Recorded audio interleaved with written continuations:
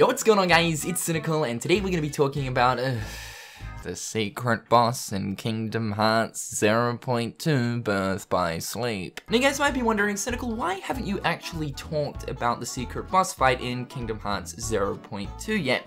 Well, to answer that very simple question, it's because I fucking hate this fight. So the way you access this boss is by collecting all of the Zodiac pieces once you've successfully completed 0.2 Birth by Sleep's main story. Once you collect all of the pieces, you go to the world within. The big magical mirror will come out of nowhere. You enter that shit and boom, you're into the secret boss phase of 0.2 Big Booty. Now the secret boss of 0.2 isn't really a secret boss. More or less, it's just a ultra stronger, more powerful version of Phantom Aqua. People like to call it Zodiac Phantom Aqua, which, yeah, for the most part makes sense. However, though, to actually get to the Zodiac Phantom Aqua, you need to go through this whole boss rush, which for the most part is pretty easy.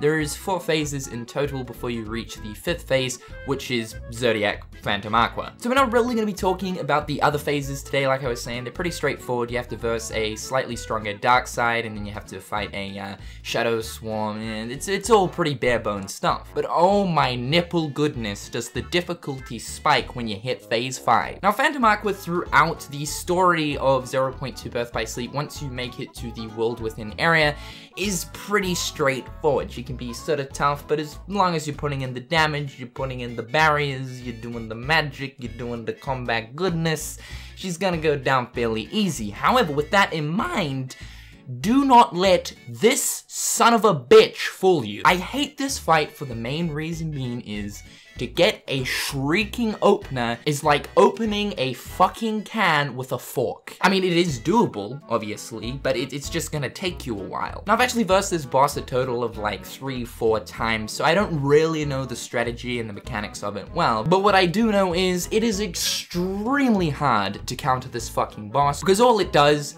is walk around, disappear, hit, there goes my HP. Literally knowing the attack pattern of this boss fight is like trying to play Sudoku with a fucking turtle. Now for one, barrier is probably going to be one of your best friends when it comes to this fight. Countering this boss is pretty much key, but the problem being is she tends to do this kind of like red attack where she's got like this red effect around her, and it just cuts straight through barrier. Like, what in the name of donuts on a Sunday morning? Who thought that was a good idea? The only other time you can actually counter her is when she's attacking you without all of the red goo stuff around her, which is pretty much never. Oh yeah, and she also whips out this like super fucking annoying wombo combo that if you actually get caught in this wombo combo, that's it. Say goodbye to Dr. HP. Now, eventually, once you get her health down enough, she eventually goes into this sort of Spellweaver phase where every so often she'll activate Spellweaver because, you know, doing the whole red attacks and the normal attacks and activating the wombo combo clearly isn't enough. Now, once she activates Spellweaver, things get even more intense. She starts, like, shooting magical dildos around the place. She starts like summoning big fucking icicles. She ends up doing the Cinderella twirl Crash Bandicoot spin thingamabob. I mean, shit starts to get hectic. Now the thing is, I like the Sephiroth fight, and I also like the Lingering Will fight, because there's plenty of moments and opportunities within those fights to actually counter the boss and defend against their attack. But when it comes to Zodiac Phantom Aqua, these people expect me to be Chinese MLG Lord 360. Oh, and another thing is, you really do need the game sound. I understand that most people, like, generally do have game sound when they're playing video games, but this fight in particular, you need to turn that shit up, because some of the sounds actually indicate when she is going to attack, which once again is annoying because you have to be on edge the whole entire fucking time during this fight. Now look, I know there's gonna be some MLG sniper lords that are probably in the comment section as of right now who are just shaking their head at me saying, Cynical, there is a clear strat to this fight. Dude, the red goo shit where I can't use my barrier, that is not good enough. I don't give a flying duck nipple if there is a strat. That is some class A cat shit. Whew. Okay, we gotta chill.